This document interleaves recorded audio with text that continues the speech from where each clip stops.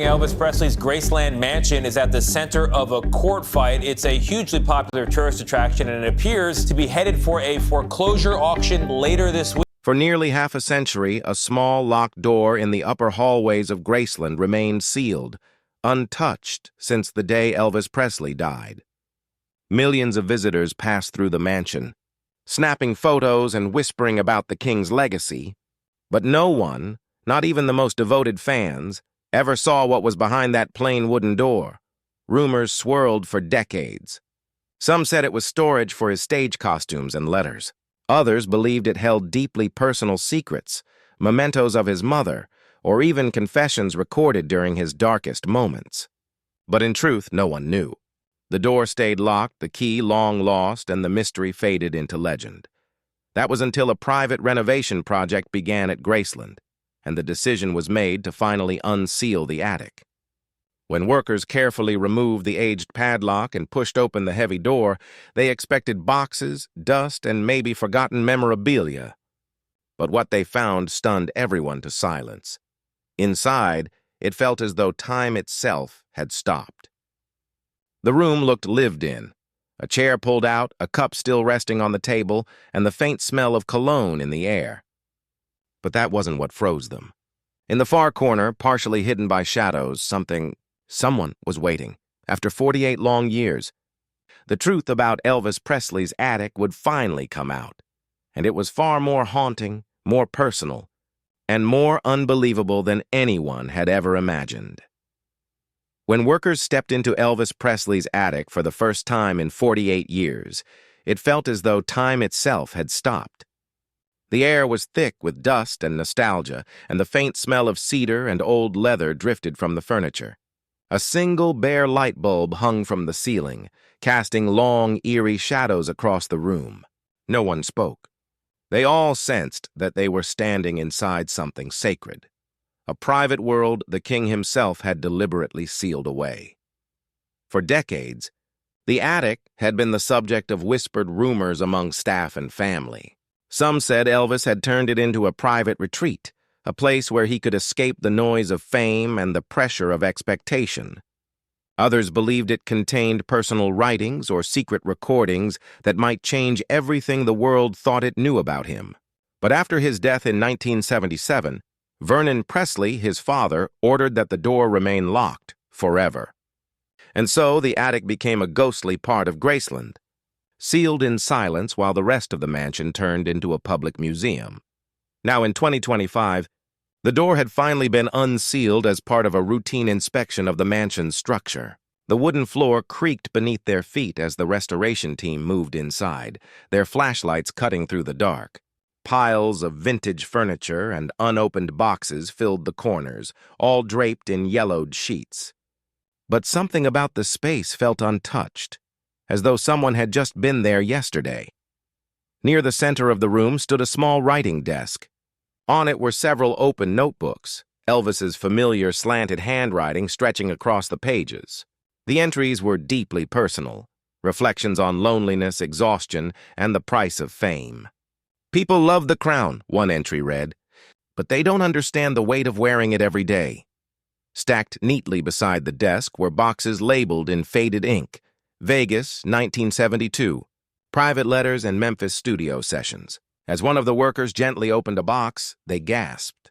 Inside were hundreds of Polaroids and handwritten notes, many addressed to Priscilla and his daughter, Lisa Marie. The words revealed a man torn between his duty to the world and his desperate wish to live a quiet, ordinary life. Then came the discovery that silenced everyone. In the far corner, partially hidden beneath a dusty sheet, was a large wooden trunk sealed with rusted metal clasps. When they finally pried it open, the air inside smelled faintly of old film. There, stacked carefully, were several reels labeled in Elvis's own handwriting. Private footage, 1977, do not release. The workers froze.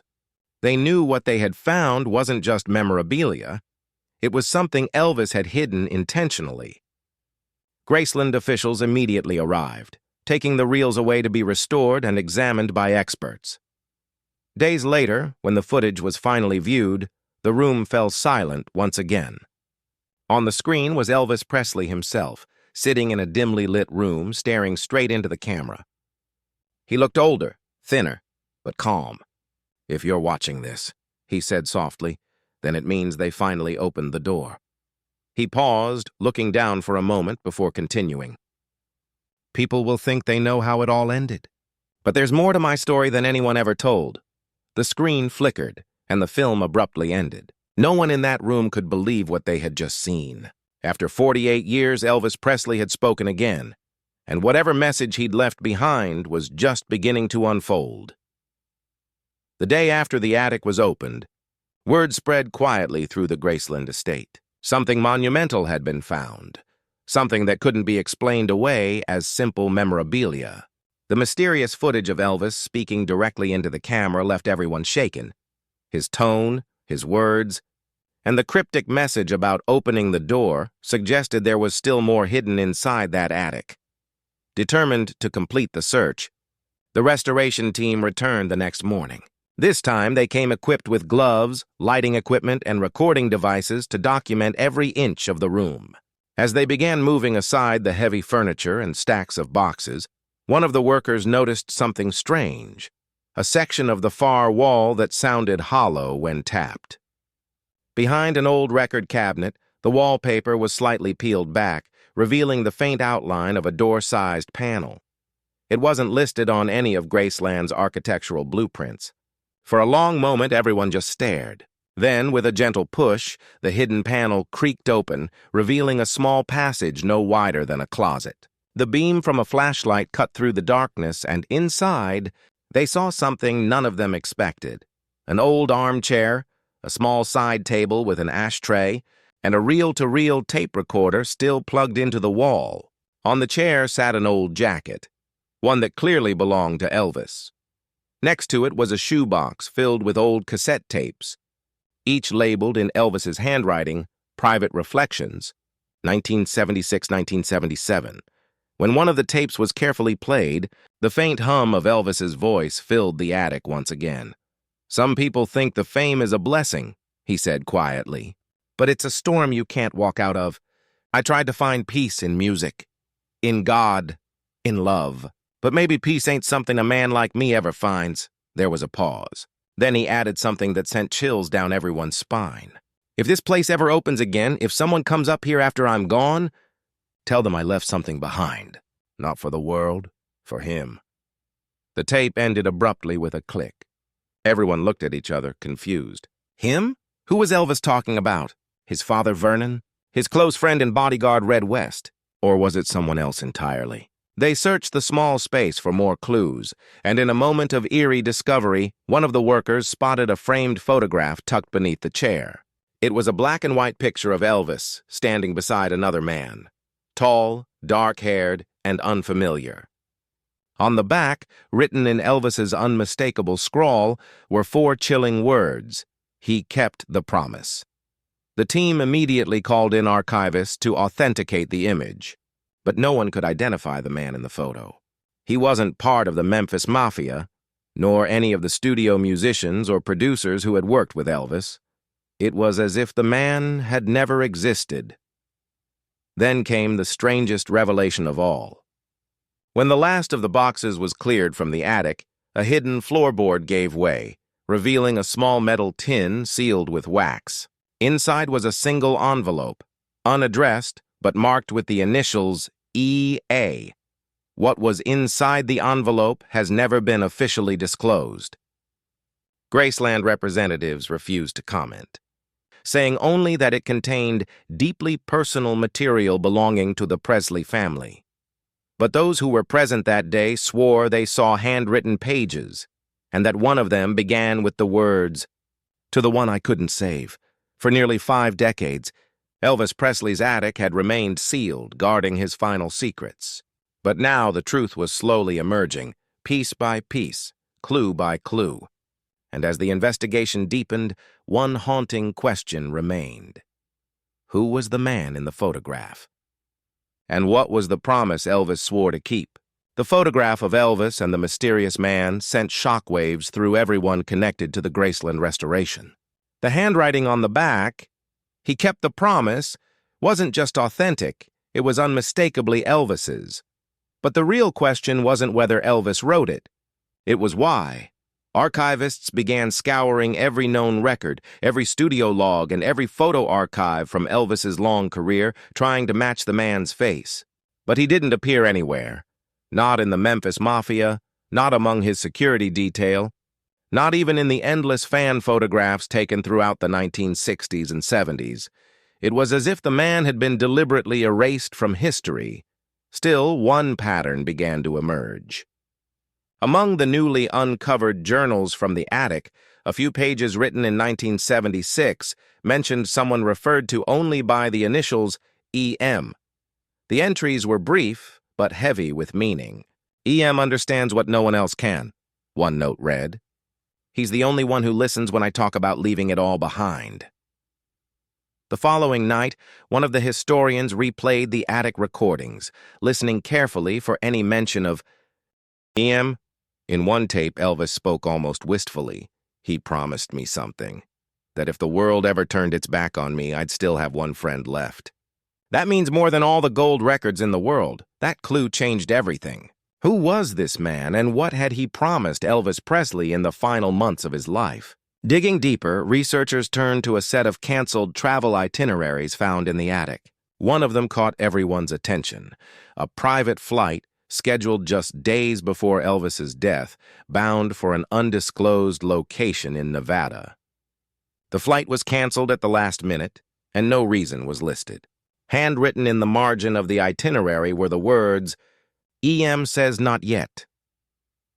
The discovery raised a chilling theory, that Elvis had planned to meet this mysterious E.M. shortly before he died, and that it might have been connected to his well-documented desire to escape fame. Some historians have long speculated that Elvis wanted to disappear, to fake his death and start anew. The attic recordings seemed to breathe new life into that possibility. Even more shocking was what came next. During a second sweep of the attic, a small safe was found hidden behind the wall where the photograph had been discovered.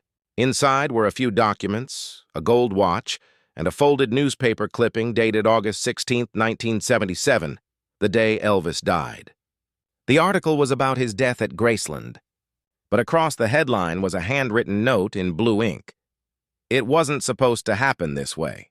The note appeared to be signed E.M.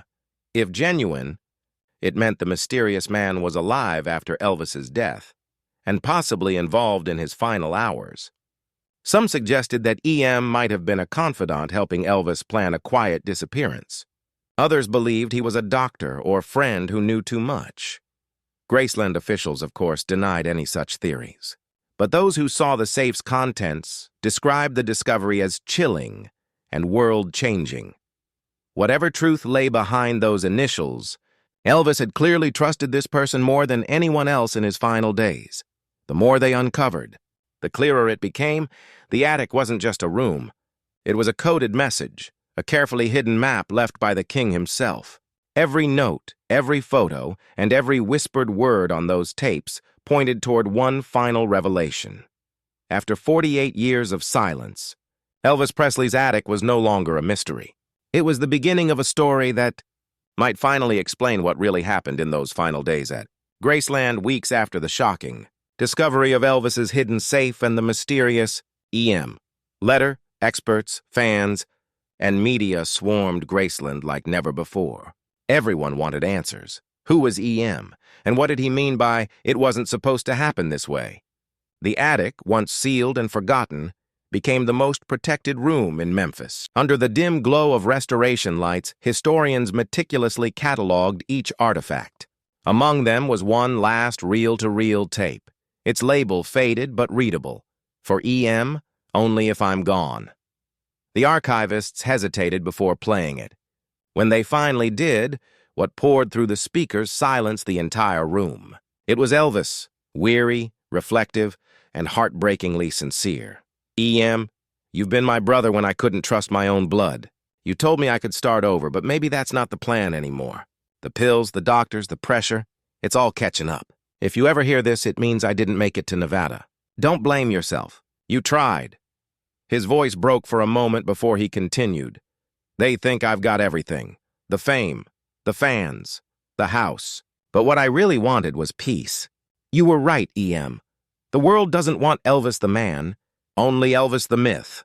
The recording ended with a long silence and then one final line, barely audible through the static. If you ever open this, keep my promise alive.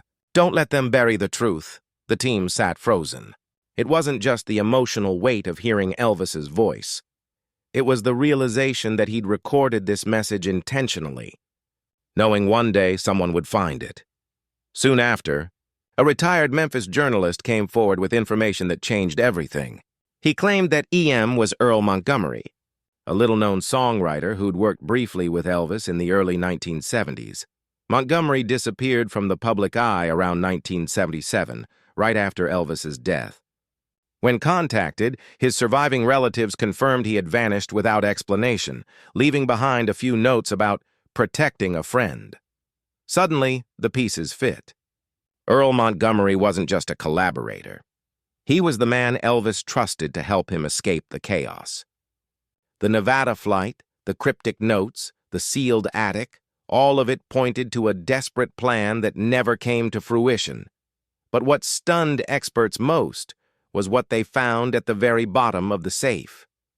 A second envelope labeled "Return to Sender." Inside was a short, handwritten letter addressed to my fans. You gave me everything a man could ask for, but somewhere along the line I lost sight of who I was. If you ever hear the truth one day, know it came from love, not shame. I didn't want to die. I just wanted to live again. The letter, verified to match Elvis's handwriting, was dated August 15, 1977, the day before his official death. That revelation reignited one of the longest-running theories in pop culture. Did Elvis Presley really die at Graceland? Or did he find a way to disappear? While mainstream historians dismiss the idea as fantasy, even skeptics couldn't ignore the timing, the details, and the haunting message from the attic. Whether Elvis truly passed away that day or not, his final words made one thing painfully clear. The man behind the legend felt trapped, lonely and desperate for freedom. Today, Graceland's attic remains sealed again, this time to preserve the artifacts exactly as they were found. Only a few trusted curators have access to its contents, but those who've seen them say the air up there feels different, as if Elvis's presence still lingers, waiting for the world to understand the full story. After 48 years, the King's attic revealed not just secrets, but a cry for peace from a man the world refused to let rest.